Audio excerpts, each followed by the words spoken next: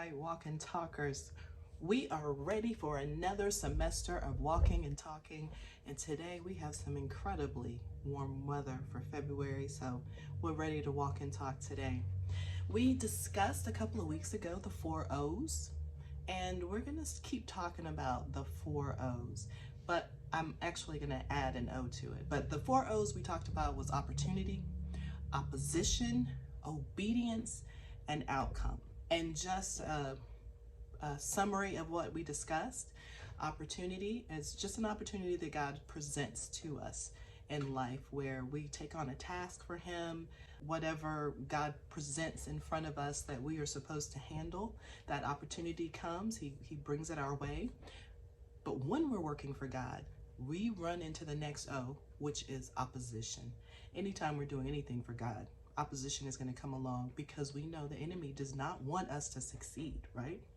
So how do we work against opposition, or how do we work through it?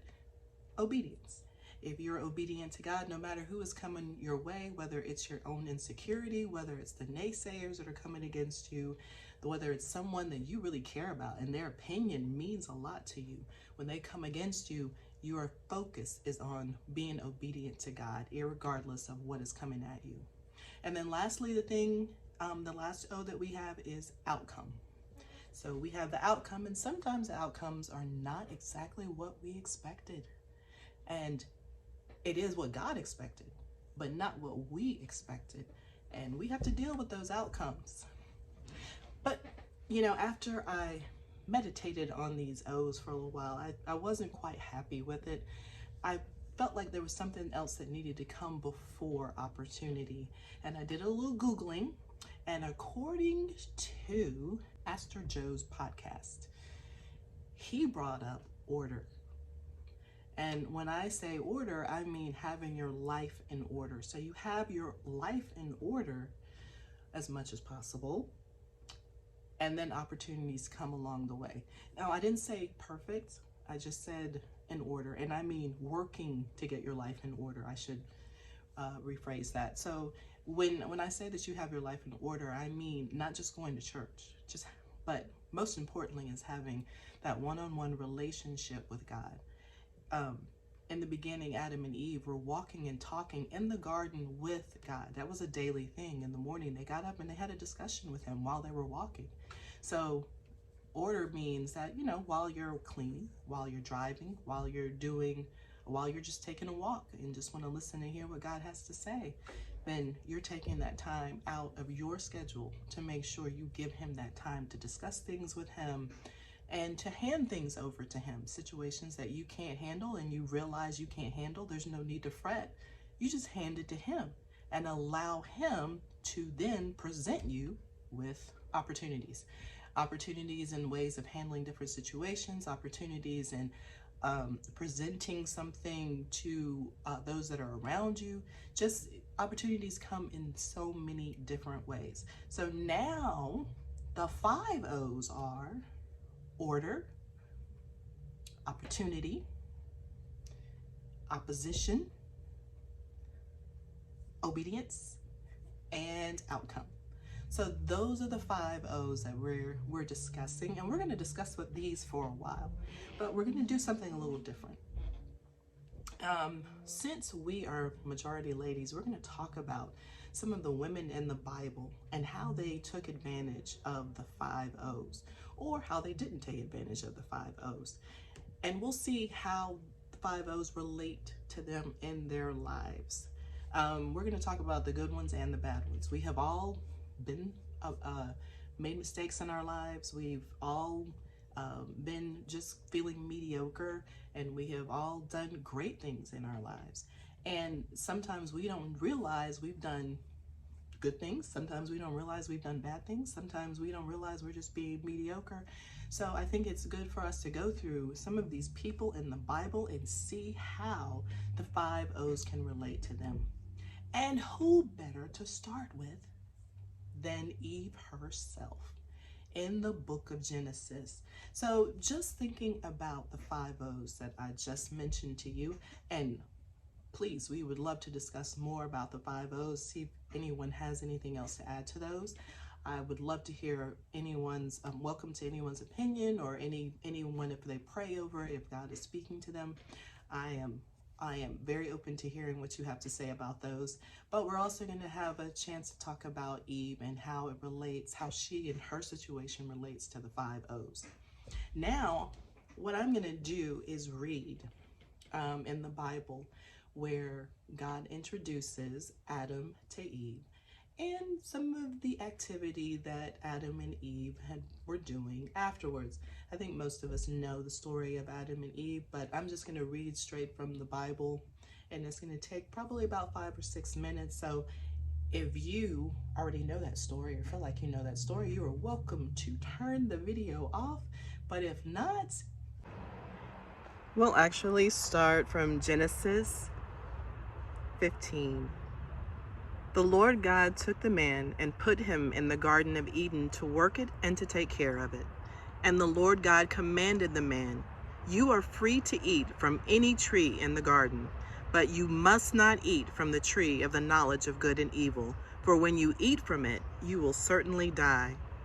The Lord God said, "It is not good for man to be alone. I will make a helper suitable for him." Now the Lord God had formed out of the ground all of the wild animals and all the birds in the sky. He brought them to the man to see what he would name them, and whatever man called each living creature, that was its name. So the man gave names to all the livestock, the birds in the sky, and all the wild animals. But for Adam, no suitable helper was found. So the Lord God caused the man to fall into a deep sleep, and while he was sleeping, he took one of the man's ribs, and then he closed up the place with flesh. Then the Lord God made a woman from the rib he had taken out of the man, and he brought her to the man. The man said, "This is now bone of my bones and flesh of my flesh. She shall be called woman, for she was taken out of man. That is why a man leaves his father and mother and is united to his wife, and they become one flesh." Adam and his wife were both naked, and they felt no shame. Genesis 3. Now the serpent was more crafty than any of the wild animals the Lord God had made. He said to the woman, "Did God really say you must not eat from any tree in the garden?" The woman said to the serpent, "We may eat fruit from the trees in the garden, but God did say, you must not eat fruit from the tree that is in the middle of the garden, and you must not touch it, or you will die." "You will certainly not die," the serpent said to the woman, "for God knows that when you eat from it, your eyes will be opened, and you will be like God, knowing good and evil." When the woman saw that the fruit of the tree was good for food and pleasing to the eye, and also desirable for gaining wisdom, she took some and ate it. She also gave some to her husband who was with her, and he ate it. Then the eyes of both of them were opened, and they realized they were naked. So they sewed fig leaves together and made coverings for themselves. Then the man and his woman heard the sound of the Lord God as he was walking in the garden in the cool of the day. And they hid from the Lord God among the trees of the garden. But the Lord God called to the man, "Where are you?" He answered, "I heard you in the garden, and I was afraid because I was naked, so I hid." And he said, "Who told you that you were naked? Have you eaten from the tree that I commanded you not to eat from?"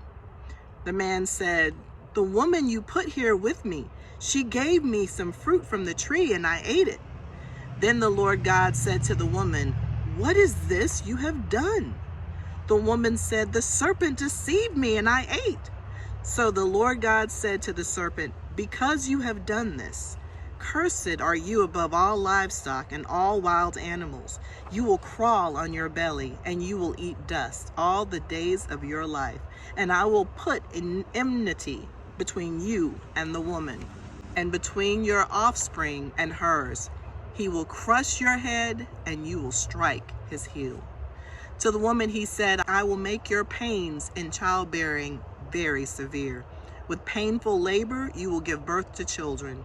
Your desire will be for your husband, and he will rule over you." To Adam, he said, because you listened to your wife and ate fruit from the tree about which I commanded you, you must not eat from it.